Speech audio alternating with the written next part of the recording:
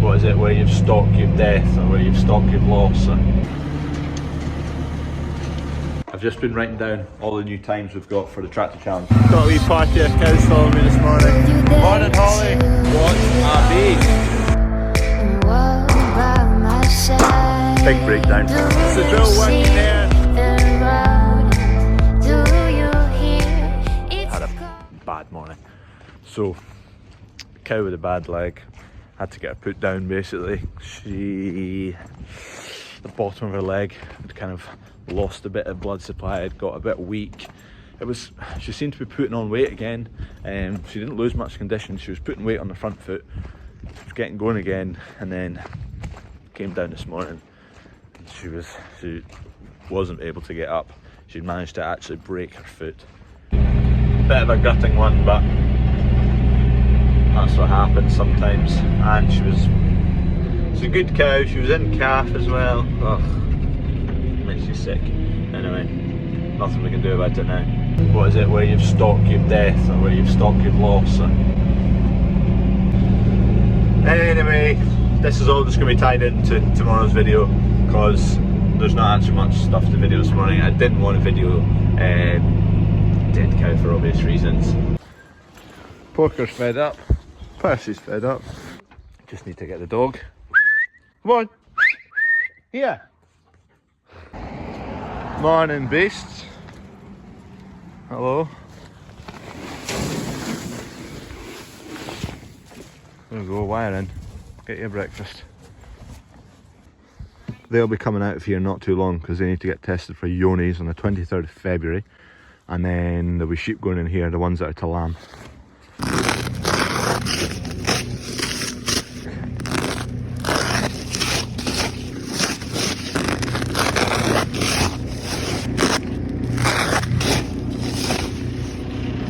A few bales opened up. Here's a wee one. I'll leave it closed just to make sure I get it with a grab. It might struggle, I might have to go lengthways and just butcher it to get it up. Right, we'll get these bales up. Doug's having a good day. Once I've got all these sorted out, all the animals, then heading away up north to pick up a new crush. New cattle crush, well, new to us. It's actually 15-year-old, but it's in decent condition, it's a reasonable price, and well, I'll show you once we get to it. This is the last thing to do. I've got the trailer on the Discovery already, so filled up with diesel and we're good to go once I've filled these two feeders up.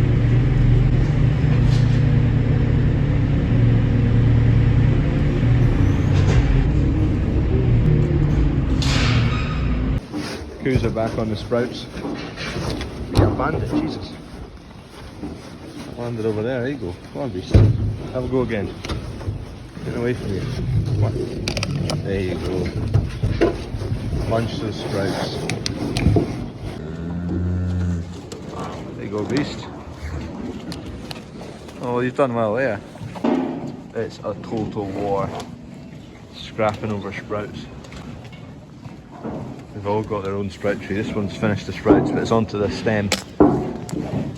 It's just not for me taking it. This one's found a fresh one. Oh no, she's off.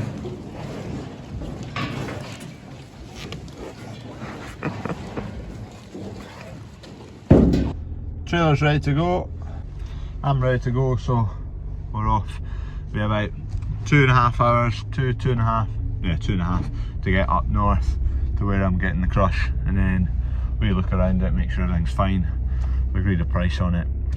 It all looks fine. He sent me a video of it as well, and then get it paid, get it loaded, get it strapped down, and then away back down the road. So it'll be like a 6-hour round trip or so. 2 and a bit hours later, I'm here. I can actually see it. I'm just driving up his drive. I can see it in the distance. So we'll see how we get on here.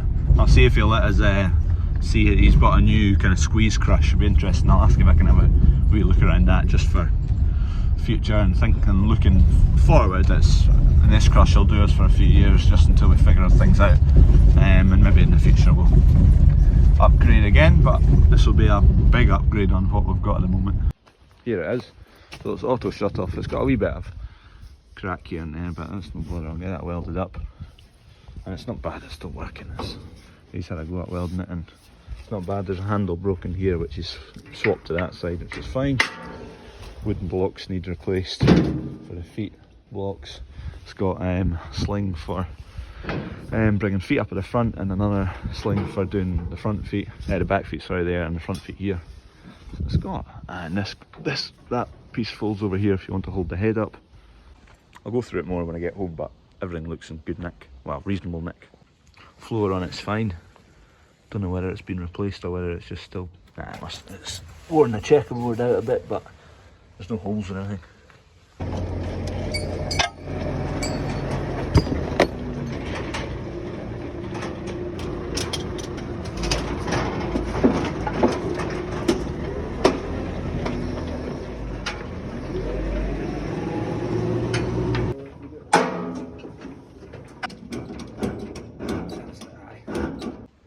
Yoked up.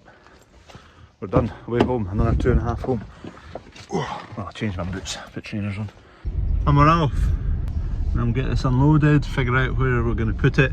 Probably chop out the old one, get the big grinder out and get rid of it. And then we'll have a slot for this, and one we'll be able to slot it in there, and I'll just figure out some way of pinning it into position so we can, if needs be, just take it off and take it along to yard number 2. Because there'll be cows and calves there come grass time. When they head out to the grass, half of the cows and calves will head along to that yard, so we need to have handling facilities there. I got a wee spin round this new one, exact same brand, it's just kind of, obviously it's brand new, it's got a few kind of updated features, and it squeezes as well. Changes the width of the channel that the cattle go through, so if you're putting smaller stock through, you can draw them in a bit, so they can't do a 360, they can't turn around 180, and just have a wee bit more control of them. But should go on alright with this. I'm pretty happy with how it looks. Road trip continues. Another 2.5 hours later we're home. We'll get unstrapped here, and then I've got something else to go and pick up, so I'm not actually going to do anything with this at the moment. Now loose and free. Fine. Quite handy. Everything opens up on it. Full sides. Probably better if this was a half piece and you could open the door separately. That's what the boy's new one does. But this will be fine. Pretty good.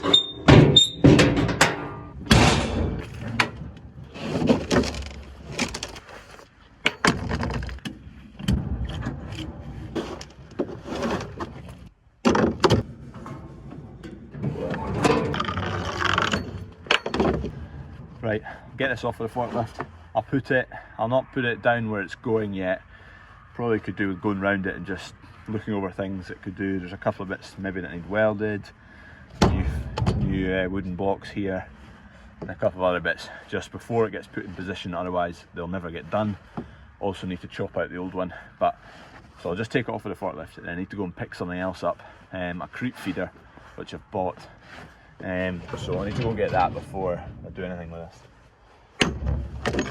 Yeah, the only thing that would be definitely handy is if this split in half, especially the front door, just because you open that up and the beast can get his front leg right out.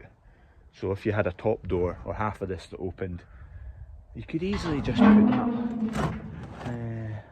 What I'll do is, we'll only ever use it from this side, I think, mainly. So what I'll do is I'll chop that hinge off, shift it down here, so this door hinges from here and here, and then I'll put this door on a hinge that folds down the way. So you can fold that down, and then you've got access in about the neck for injections, or you can clip, you can get over a bit further. If this folds down, you can get more access without the beast being able to kick and flail its front legs out. Well, I'll maybe do that. Anyway, other stuff to do just now, but I'm chuffed with it. And I'll need to make a door for the back of it, just so we can shut off any beasts coming through and then open it up and they'll want to go through. So this is our old setup. Dad found the bill for this a while back. I think it was £800 in the 60s this went in. So this is what we currently have to use, which is well out of date. All it's got is a headlock here, which is really stiff and doesn't really work. And you have to have someone holding it because it can get nudged up the way. It's got an open door here, same on the other side, and that's the only access door you've got. It's got a gap down there that was chopped open because it used to be, when cattle went to the slaughterhouse, their bellies, if they couldn't be dirty, they have to be trimmed. So I think it would be my dad with clippers would have to go down under the beast and trim them here. So that's why this was cut open. But that's the only access you've got, a wee hole there and this door. And it's quite small. I mean, that's the height of it. It's a bit of a squeeze for some of the cows. We wouldn't get the bull through here. When this was put in, the whole farm would have been Aberdeen Angus, and back then in the 60s, Aberdeen Angus were tiny wee things. There's wee bulls which are about this height. That's what they were bred for, to be small, and that was what they wanted. But nowadays, beasts are absolutely muckle, so it doesn't work anymore. So what I'll do is I'll just grind that one out and put the new one in position, because the race is still solid. It's not quite an Arrowquip 87 series, which Tom Pemberton's just bought, but for what we're doing, that'll be good. It'll be a big difference.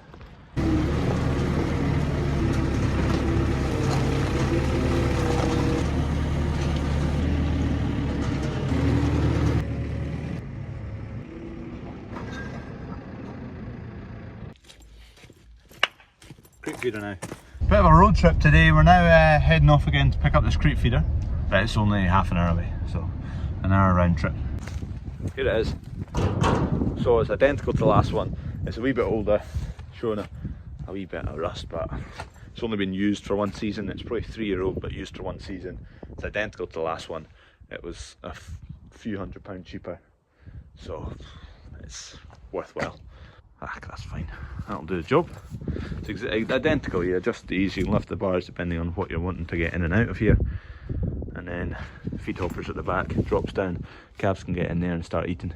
If I really wanted to, I could get the paint code and go around the rusty bits. There's a wee bit of rust up the back there, the rust converter, and then whack over whatever paint this is. Clean it up a bit, because we will store it inside through the winter if we can. So in the summer it's not getting hammered so much. So maybe do that. Bit of a squeeze getting in and out, but we'll get it. Said to pay him once it's loaded, in case he drops it. Steady does it. Trailer's just over there.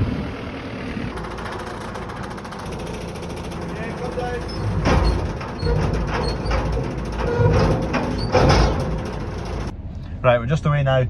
It's dark now because I was having a look around this race and this crush. He put in a new system just recently. It's just himself doing it on his own, so it's a pretty good setup. Got some good ideas from it just for when we need to change things at yard number 2. So it's always good to look at different setups and take ideas from here and everywhere and try and formulate what's best for your own plan. But pretty good setup there. Job done. Road trip today. Don't know how long this video will end up being, because I've just been driving most of the day. But I've taken that trailer off. I'll deal with it in the morning. I'll unstrap it and get it shifted and then get it in the bottom shed. I've just been writing down all the new times we've got for the tractor challenge. There's 6 more times to go up. I couldn't quite remember all the times. I was thinking Josh from JM Farming had knocked me off the leaderboard, but he's not. So we'll do Josh at JM Farming first. 23.2 seconds. So he slots into 3rd. So Josh is on the podium right now, but he's about to be knocked off. It was all going good for Josh. He was on the podium, and then Craig from JM Farming as well just went and smoked him.